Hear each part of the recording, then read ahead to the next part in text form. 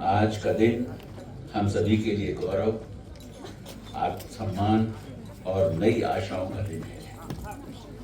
मैं आप सभी को 5 अगस्त और उस पर नामदोस्तों की हार्दिक शुभकामनाएं देता हूँ।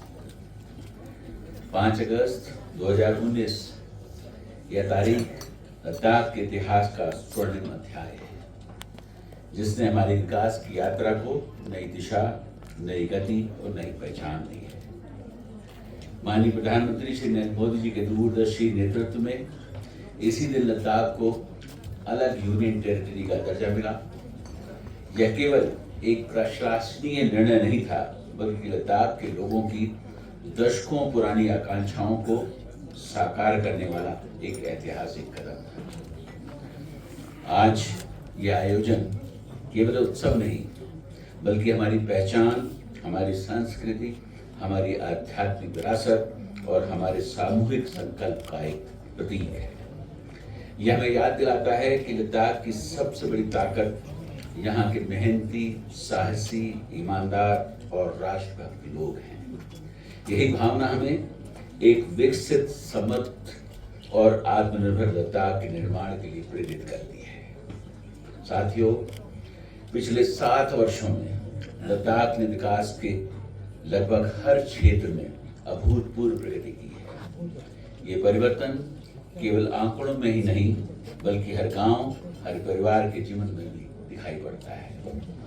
लद्दाख की विकास यात्रा माननीय प्रधानमंत्री जी के इंक्लूसिव, सस्टेनेबल और पीपल सेंट्रिक डेवलपमेंट के विजन पर प्रेरित है, ताकि विकास के साथ साथ लद्दाख का फ्रेजाइल इकोसिस्टम और यहाँ की समृद्ध सांस्कृतिक विरासत भी सुरक्षित रहे। किसी भी क्षेत्र का विकास मजबूत इंफ्रास्ट्रक्चर के बिना संभव नहीं है। वर्ष 2019 में जहाँ लद्दाख का सड़क नेटवर्क लगभग 1799 किलोमीटर हुआ करता था, वहीं आज ये बढ़कर 4063 किलोमीटर से भी ज्यादा हो गया है।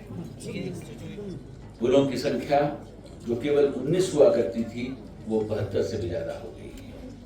बर्फबारी के कारण जोजिला, जो साल के 127 दिन बंद रहता था, अब सिर्फ 16 दिन बंद रहता है।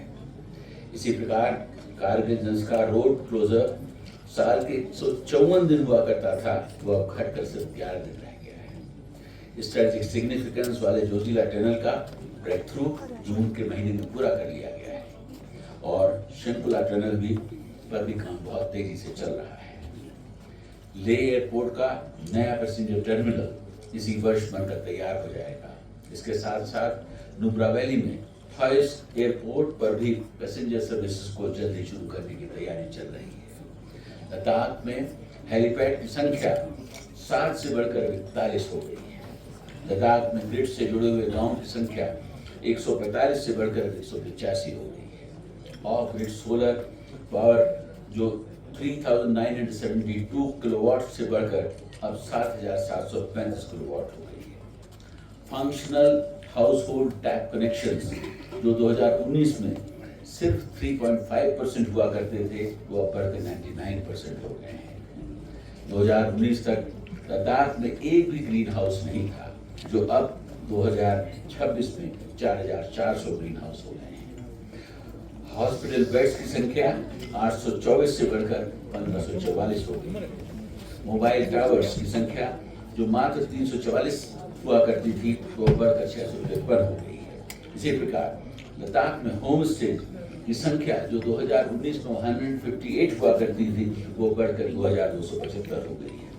मैं ये भी बताना चाहूँगा कि हाल ही में भारत सरकार ने लगभग 1000 करोड़ की लागत से बनने वाले लेह बाईपास को मंजूरी दे दी है, जिससे शहर में यातायात का दबाव कम होगा और लोकल कनेक्टिविटी को गति मिलेगी।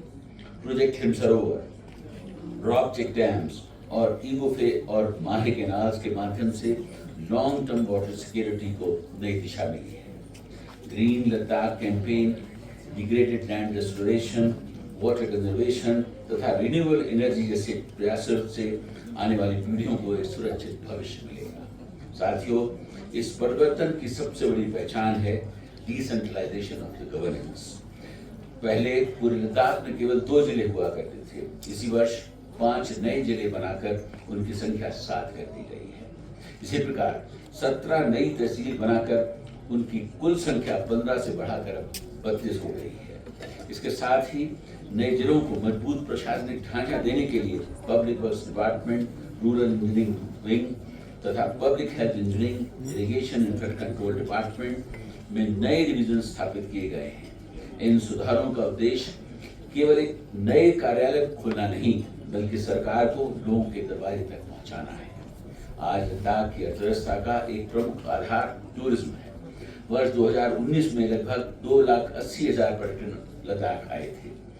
पिछले वर्ष यह संख्या लगभग 3,50,000 तक पहुंची और इस वर्ष जुलाई तक मुझे बताने में बड़ी खुशी है कि हम 3,30,000 तक पहुंच गए हैं और ये साल कंप्लीट होने तक अब 4 लाख को क्रॉस कर जाएंगे। यह वृद्धि स्थानीय युवाओं, होटल, होम स्टेज, टैक्सी, हस्तशिल्प और छोटे व्यापारियों के लिए नए अवसर लेकर आई है। इसी दिशा में होटल्स, गेस्ट हाउसेज, रिसोर्ट्स और होम स्टेज को इंडस्ट्री का स्टेटस भी प्रदान किया गया है।